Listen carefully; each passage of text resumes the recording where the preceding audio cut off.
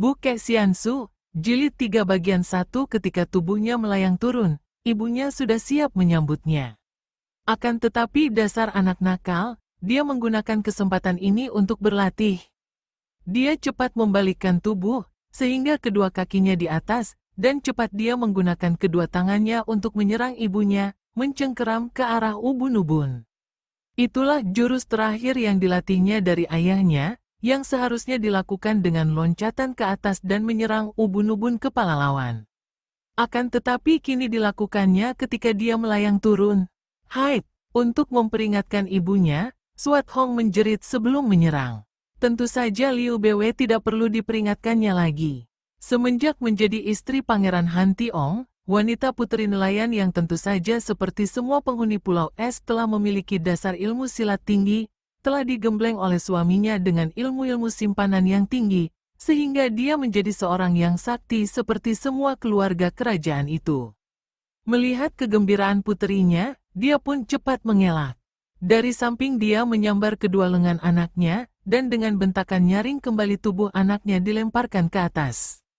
Tubuh itu melayang tinggi, dan tiba-tiba dari atas Suat Hong berteriak girang, "Hei, ibu, itu ayah datang." Mendengar ini, Liu Bwe cepat lari ke pinggir tebing tinggi dan memandang ke laut. Wajahnya berseri-seri, jantungnya berdebar karena penuh rindu kepada suaminya. Benar saja, tampak sebuah perahu, dan dia mudah mengenal suaminya yang mendayung perahu itu dengan kekuatan dahsyat, sehingga perahu kecil meluncur seperti seekor ikan hiu yang marah. Akan tetapi alis wanita ini berkerut ketika dia melihat dua orang lain di dalam perahu, seorang wanita muda yang cantik. Hatinya terasa tidak enak, dia tidak akan mengikat suaminya, dan sebagai seorang istri pangeran calon raja tentu saja dia maklum bahwa suaminya berhak mengambil selir sebanyak-banyaknya. Akan tetapi entah mengapa, kedatangan suaminya dengan dua orang itu, terutama seorang wanita cantik, mendatangkan rasa gelisah yang aneh di dalam hatinya. "Ibu, tolong dulu aku!" Teriakan Suat Hong ini mengejutkan hatinya. Dia menengok, dan melihat tubuh anaknya meluncur turun. Dia kaget, dan baru sadar bahwa ketegangan mendengar suaminya pulang membuat dia lupa kepada puterinya. Sungguh pun Suat Hong telah memiliki ginkang yang cukup baik, akan tetapi meluncur turun dari tempat tinggi seperti itu ada bahaya kaki patah, atau setidaknya salah urat. Untuk meloncat sudah tidak ada waktu lagi, maka cepat dia menyambar sebuah ranting kayu di dekat kakinya, lalu melontarkan kayu itu dengan tepat melayang di bawah kaki Suat Hong. Anak ini juga tidak menyia-nyiakan pertolongan ibunya. Dia menginjak kayu itu, dan tenaga luncuran kayu itu dapat menahan dan mengurangi tenaga luncuran tubuhnya sendiri dari atas, sehingga dia dapat meloncat ke bawah dengan aman. Seperti tidak pernah mengalami bahaya apa-apa, anak itu lalu lari ke arah ibunya dan berteriak girang, "Ayah datang, ibu." Ibunya hanya mengangguk tanpa menoleh, tetapi memandang ke arah perahu yang makin mendekat pantai. "Hei, ayah bukan datang sendiri. Ada seorang wanita dan anak laki-laki bersama ayah di dalam perahu." Liu Bwe tetap tidak menjawab, akan tetapi memandang tajam penuh selidik ke arah perahu. "Wah, jangan-jangan itu selir dan putra ayah." Suat Hong yang memang berwatak terbuka itu berkata mengomel. Anak ini sudah tahu akan kebiasaan para pangeran untuk mengambil selir, maka dia tidak akan merasa heran pula kalau ayahnya juga mempunyai selir di luar Pulau Es, biarpun hatinya merasa tidak senang dan penuh iri memandang kepada anak laki-laki di dalam perahu itu. Mendengar ucapan Suat Hong yang tanpa disengaja merupakan benda tajam menusuk hatinya itu, Liu Bwe menjawab, "Perempuan itu masih terlalu muda untuk menjadi ibu anak laki-laki itu. Sungguh pun bukan tidak mungkin dia adalah selir ayahmu, karena dia memang cantik." Jawaban ini keluar dari lubuk hati Liu Bwe, sehingga keluar melalui mulutnya seperti tidak disadarinya. Barulah dia kaget ketika kalimat itu telah terucapkan. Cepat dia menoleh ke arah puterinya, dan merasa menyesal telah mengeluarkan kata-kata yang penuh cemburu tadi. Segera digandengnya tangan anaknya, dan untuk menghapus kata-katanya dari hati anaknya dia berkata riang, "Kenapa kita di sini saja? Hayo kita sambut ayahmu." Berlari-larianlah mereka menuruni tebing untuk menyambut kedatangan Pangeran Han Tiong di pantai pasir. Sikap wanita yang penuh kegembiraan ini menyembunyikan semua perasaannya, sehingga Swat Hong sudah lupa lagi akan kedukaan ibunya tadi. Sebenarnya hati Liu Bwe memang amatlah girang melihat kembalinya suaminya, sungguh pun kegembiraannya itu akan lebih besar andai kata suaminya pulang sendirian saja. Semenjak suaminya pergi beberapa bulan yang lalu, dia mengalami penderitaan batin yang hebat. Memang dia maklum bahwa dirinya tidak disukai oleh keluarga kerajaan, karena dianggap seorang wanita berdarah rendah. Kebencian keluarga itu menjadi-jadi ketika mendapat kenyataan betapa Han Tiong tidak mau mengambil selir. Hal ini dianggap oleh mereka bahwa Liu Bwe menggunakan daya upaya untuk mengikat suaminya. Apalagi karena Liu Bwe tidak mempunyai anak laki-laki, maka kebencian mereka makin bertambah. Sudah tentu saja, yang merasa paling benci adalah mereka yang mengharap agar Han Tiong, pangeran calon raja itu memperistrikan putri mereka. Pada waktu itu, raja yang sudah tua menderita sakit, dan sudah menjadi dugaan umum bahwa usianya takkan bertahan lama lagi. Agaknya raja itu hanya menantikan kembalinya putranya yang menjadi putra mahkota, yaitu Pangeran Han Tiong, untuk mewariskan singgasana kepada putranya ini. Akan tetapi, karena keadaan Han Tiong yang lain daripada para pangeran lain, suka merantau, istrinya orang rendah dan hanya satu, tidak punya selir, tidak punya putera, maka Liu Bwe maklum bahwa di antara keluarga raja terdapat persekutuan yang menentang diangkatnya suaminya menjadi calon raja. Hal inilah yang mendukakan hatinya. Dia menganggap bahwa dirinya menjadi penghalang bagi suaminya, dan hal inilah yang paling merusak hatinya. Maka dapat dibayangkan betapa gembira hatinya melihat suaminya pulang. Ketika ibu dan anak ini tiba di pantai, ternyata pasukan kehormatan telah berbaris dan siap menyambut pulangnya pangeran yang dihormati itu. Tentu saja Liu Bwe dan Swat Hong mendapat tempat kehormatan paling depan. Ketika akhirnya perahu itu menempel di pantai dan Han Tiong melompat keluar sambil tersenyum lebar, Swat Hong menjadi orang pertama yang berlari menyambut. Ayah, haha, Hongji, kau makin cantik saja. Han Tiong menerima putrinya itu dan mengangkatnya tinggi-tinggi, lalu melemparkan tubuh anaknya ke udara.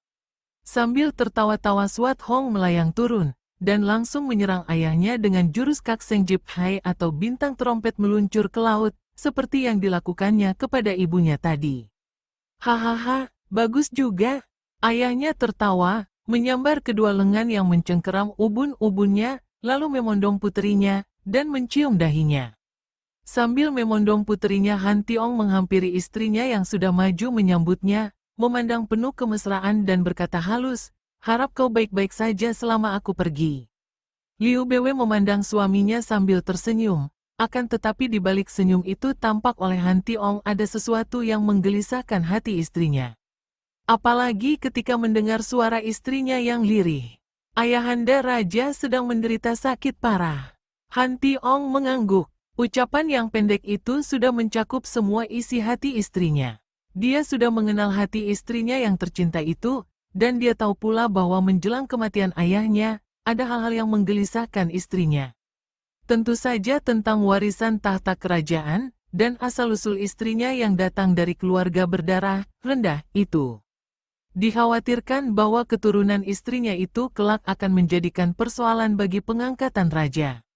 Maka dia memandang istrinya dengan sinar mata menghibur, kemudian seperti teringat dia berkata, hampir aku lupa. Aku datang bersama seorang muridku, namanya Xing Liong, akan tetapi di daratan besar sana dia dikenal sebagai Sintong. Hai, seorang Sintong atau anak ajaib? Ingin aku tahu sampai di mana keajaibannya. Hongji, jangan, ibunya menegur. Akan tetapi anak itu telah meloncat ke depan. Dan pada saat itu Xin Liong pun sudah turun dari atas perahu. Baru saja dia berjalan menghampiri gurunya, tiba-tiba ada bayangan berkelebat. Tahu-tahu seorang gadis cilik dengan gerakan seperti seekor burung Garuda menyambar telah menyerangnya dari depan, sebuah kaki kecil telah menghantam dadanya. Buk, tanpa dapat ditanyakan lagi, Xin Liong roboh terjengkang, dadanya terasa nyeri dan napasnya sesak. Akan tetapi dia bangkit berdiri, mengebutkan pakaiannya yang menjadi kotor, lalu memandang anak perempuan yang lebih muda daripada dia itu. Sin Liong menggeleng kepala dan berkata tenang, sungguh sayang sekali, seorang anak-anak yang masih bersih dikotori kebiasaan buruk mempergunakan kekerasan untuk memukul orang tanpa sebab. Suat Hong tertegun, lalu menoleh kepada ayahnya yang terdengar tertawa keras. Ayah, dia tidak bisa apa-apa, mengapa disebut Sintong? Serangan biasa saja membuatnya roboh terjengkang. Hahaha, kau lihat dia roboh, akan tetapi apakah kau tidak lihat sesuatu yang ajaib? Dia tidak marah, malah menyayangkan dirimu, bukankah itu ajaib? Anak yang luar biasa dia, terdengar Liu Bwe berkata lirih. Kini Suat Hong juga memandang Sin Liong. Akan tetapi dia masih merasa tidak puas dan berkata, dia tidak marah karena takut dan pengecut, ayah. Hei, Sin Liong, apakah engkau takut kepada Suat Hong ini? Han Tiong berteriak kepada Sin Liong. Anak ini menggeleng kepala. Suhu pasti mengerti bahwa Tecu tidak takut terhadap apapun dan siapapun. Suat Hong membusungkan dadanya yang masih gepeng itu, kemudian menegakkan kepalanya dan menantang, bocah sombong, kalau kau tidak takut, hayo kau lawan aku. Selesai bicara dia langsung bersiap memasang kuda-kuda. Sin Liong menggeleng kepalanya. Adik yang baik, aku tidak akan menggunakan kepandaian apapun juga untuk melakukan kekerasan terhadap orang lain, apalagi terhadap seorang anak-anak seperti engkau. Gadis cilik itu sudah menerjang maju, namun Sin Liong hanya memandang dengan sikap tenang saja, berkedip pun tidak menghadapi serangan anak perempuan itu. Tiba-tiba tubuh Suat Hong terhuyung ke belakang, dan ternyata lengannya sudah ditangkap oleh ibunya dan ditarik ke belakang. Suat Hong, kau terlalu sekali. Seharusnya kau minta maaf kepada suhengmu itu. Suat Hong menoleh. Ia melihat ayahnya tersenyum, ia pun melihat pandang mata semua orang dari prajurit sampai perwira penuh kagum terhadap Sin Liong. Barulah dia ingat bahwa dia telah melanggar pelajaran pertama dari ayahnya, bahkan dari semua penghuni pulau, bahwa ilmu silat Pulau Es tidak boleh sembarangan dikeluarkan untuk menyerang orang tanpa alasan. Dan dia telah menyerang Sin Liong tanpa sebab apa-apa, padahal Sin Liong adalah murid ayahnya, atau suhengnya, atau kakak seperguruan. Biarpun dia berwatak keras dan tidak mengenal takut, akan tetapi sifatnya yang gembira dan mudah berubah membuat Suat Hong dapat mengusir semua rasa penasaran. Sambil tersenyum dan dengan muka ramah dia menjura ke arah Sin Liong sambil berkata, Suheng, harap maafkan aku yang kurang ajar terhadap murid ayah. Sin Liong terkejut, kiranya bocah ini putri suhunya. Dia pun menjura dan berkata, tidak ada yang perlu dimaafkan, Sumoy. Kepandaianmu memang hebat, tentu saja aku bukan tandinganmu. Hai Hik, wah, dia baik sekali, ayah. Suat Hong lalu meloncat menghampiri Sin Liong, menggandeng tangannya dan diajak lari ke pinggir, di mana dia menghujani Sin Liong dengan pertanyaan-pertanyaan. Siapakah nama lengkapmu, Suheng?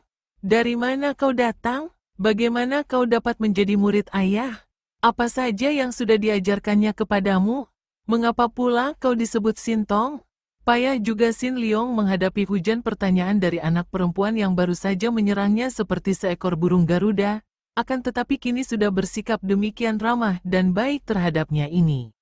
Akan tetapi baru saja dia memperkenalkan namanya, yaitu Kuan Sin Liong, dan belum sempat menjawab pertanyaan yang lain, perhatiannya, juga Suat Hong dan semua orang yang berada di situ tertarik oleh keributan yang terjadi ketika Kuat Lin turun dari atas perahu.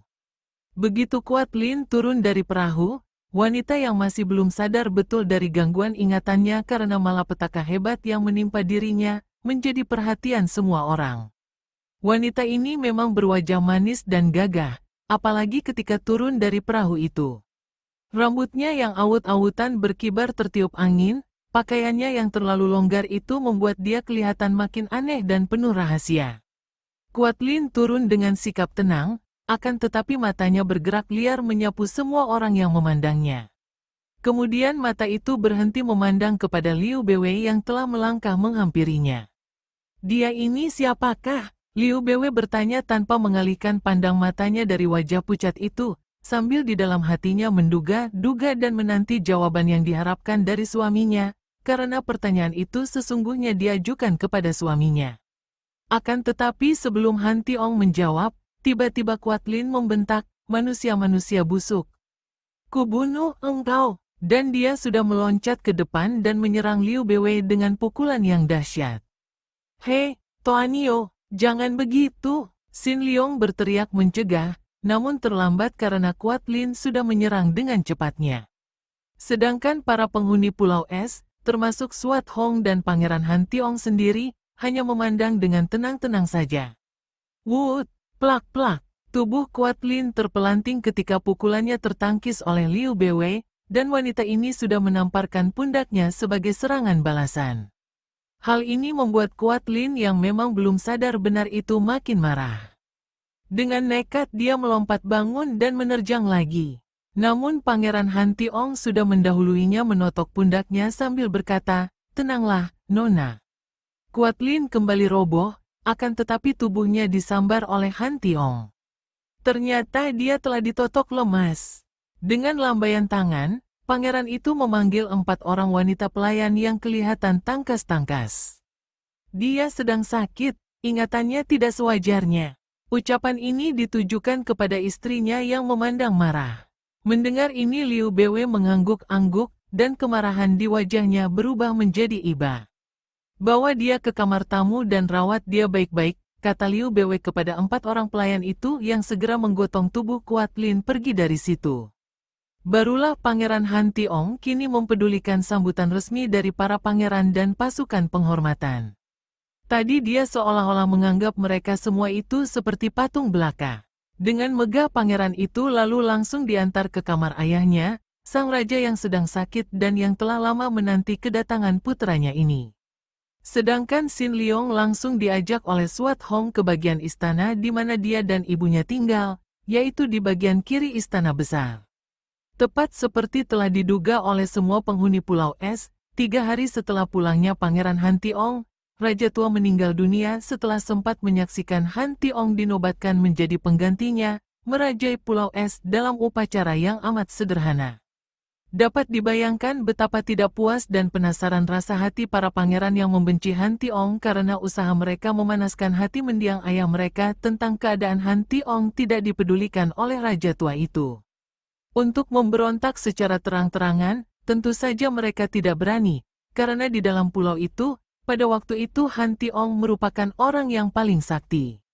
Maka, mereka itu hanya diam saja, biarpun tidak pernah lengah barang sehari pun untuk mencari peluang dan kesempatan yang baik untuk menjatuhkan Han Tiong, atau lebih tepat lagi, menjatuhkan Liu Beiwei yang mereka anggap sebagai biang keladi dari penyelewengan Han Tiong dari kebiasaan keluarga raja di Pulau Es.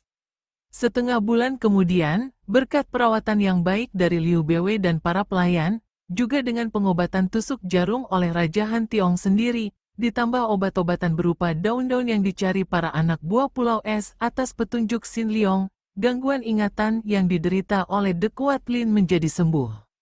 Pada suatu pagi, wanita yang bernasib malang ini duduk seorang diri di dalam taman istana. Taman yang bukan berisi bunga-bunga hidup, melainkan terisi ukir-ukiran bunga dari batu-batu beraneka warna, dihias salju dan patung-patung kayu.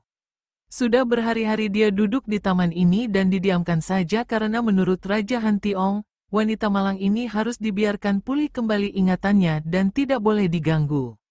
Namun, diam-diam dia sendiri melakukan pengawasan, karena entah bagaimana, makin lama dia menjadi tertarik dan tahu bahwa dia jatuh hati kepada gadis ini.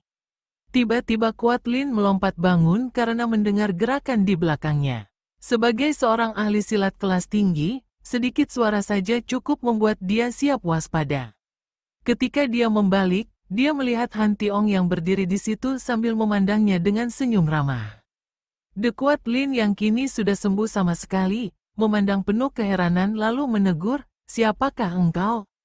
Dan mengapa engkau bisa berada di tempat aneh ini?" Melihat sikap gadis ini dan mendengar pertanyaan-pertanyaan itu, legalah hati Raja Han Tiong. Sikap dan kata-kata itu sudah cukup membuktikan bahwa Kuat Lin telah sembuh sama sekali, telah kembali kepada keadaan sebelum mengalami tekanan batin hebat. Maka tentu saja tidak mengenalnya dan tidak mengerti mengapa dan bagaimana bisa berada di pulau itu. "Nona, girang hatiku mendapat kenyataan bahwa Nona telah sembuh dari lupa ingatan yang Nona derita belasan hari ini." Lupa ingatan? Sekaranglah aku kehilangan ingatan karena aku tidak mengenal engkau dan tidak tahu mengapa dan bagaimana aku bisa berada di tempat ini. Memang begitulah, tadinya Nona lupa ingatan, dan baru sekarang Nona sadar, sehingga Nona lupa lagi apa yang Nona telah alami selama belasan hari ini. Sungguh aku ikut merasa berduka dan terharu akan nasib Kasasin Siap yang amat malang. Tiba-tiba wajah itu menjadi merah sekali dan kemudian berubah pucat. Kau tahu apa yang terjadi kepada kami? Raja Han Tiong tersenyum dan memandang wajah yang mengguncangkan hatinya itu dengan senyum mesra. Tentu saja, Nona, aku dan muridkulah yang mengubur jenazah 12 orang suhengmu. Aku dan muridku pula yang menolong membawamu ke sini, kemudian mengobatimu sehingga sembuh hari ini. Aku adalah Raja Han Tiong, Raja Pulau ini, dan kau berada di Pulau Es. Mata yang indah ini terbelalak. Apa? Di Pulau Es. Dan aku telah mendengar nama besar Pangeran Han Tiong. Sekarang telah menjadi Raja Han Tiong, Raja sebuah pulau kecil tak berarti, Nona. Aku belum mengetahui namamu, karena selama ini kau tidak menyebut namamu. Kuatlin menjatuhkan diri berlutut dan menahan isaknya.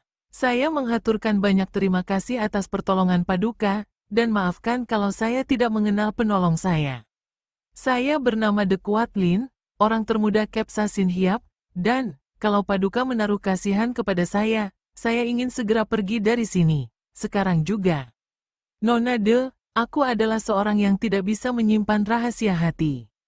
Ketahuilah, semenjak pertama kali melihatmu dan melihat penderitaanmu, timbul rasa iba dan sayang di dalam hatiku.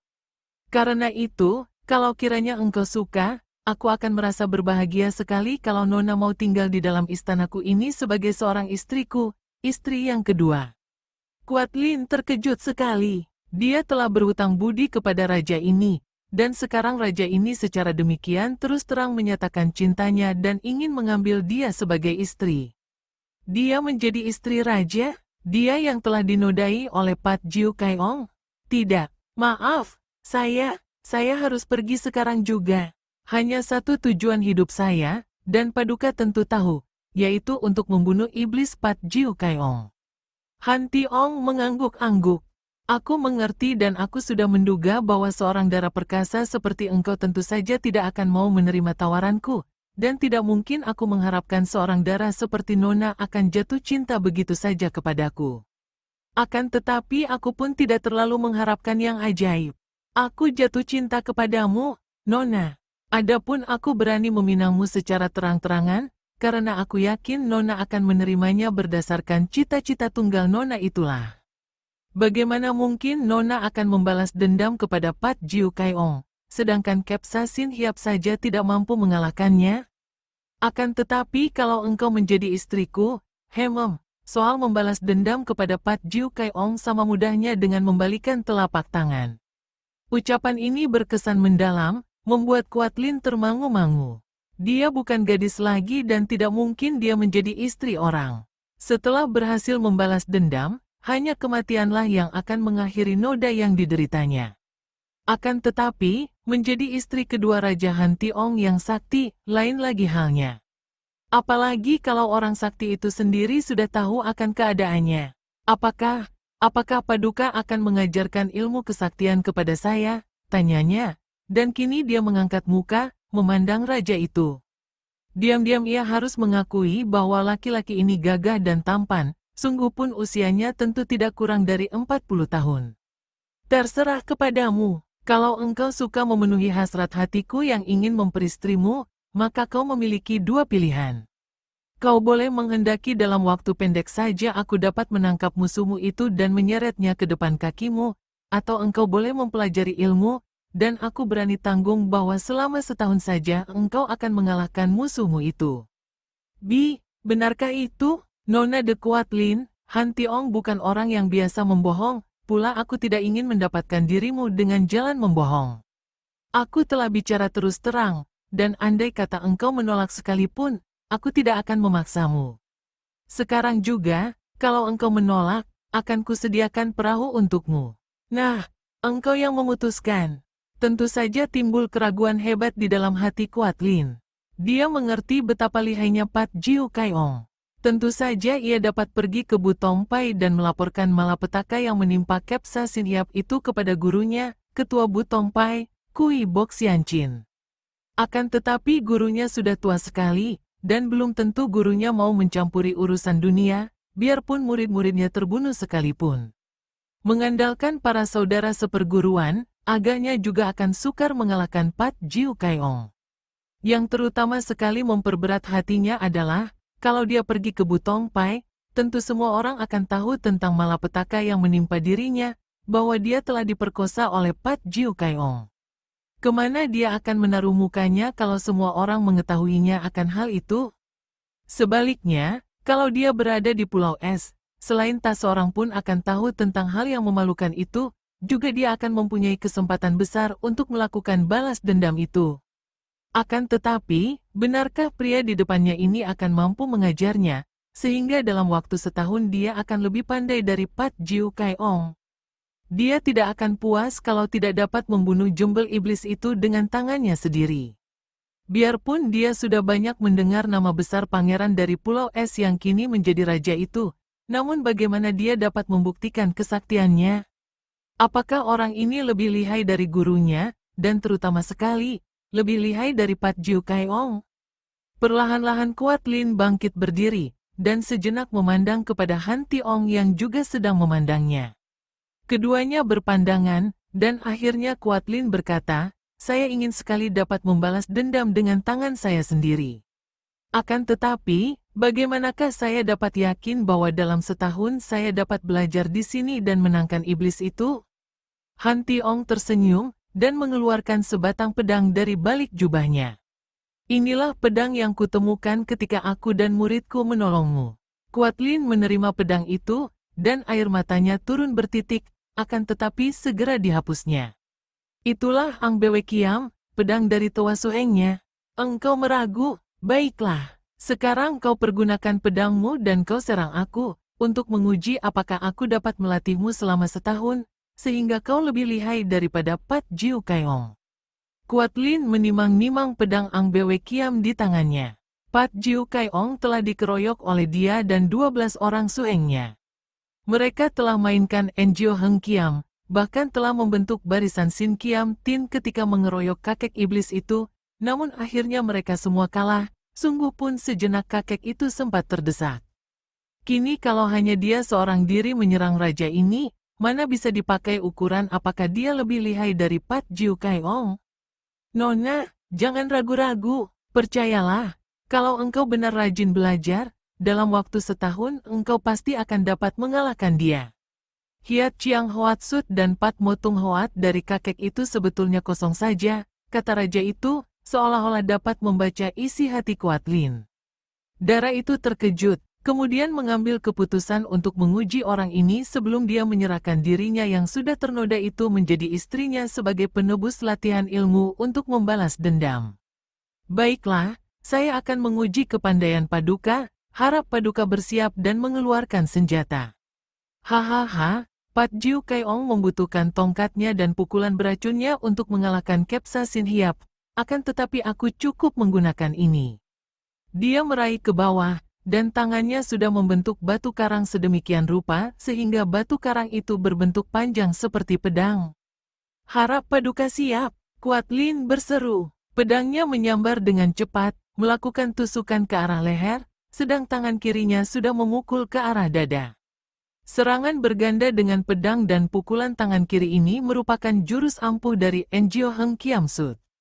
Sekali tubuh raja itu bergerak, serangan Kuat Lin telah dapat dielakkan, dan pada detik berikutnya, leher Dara itu tersentuh ujung batu karang, dan dadanya juga tersentuh kepalan tangan kiri Han Tiong. Kuat Lin menjerit lirih, karena maklum bahwa kalau tusukan batu dan pukulan tadi dilanjutkan oleh Han Tiong, tentu dia telah roboh dan tewas seketika. Akan tetapi yang lebih mengejutkan hatinya adalah gerakan raja itu.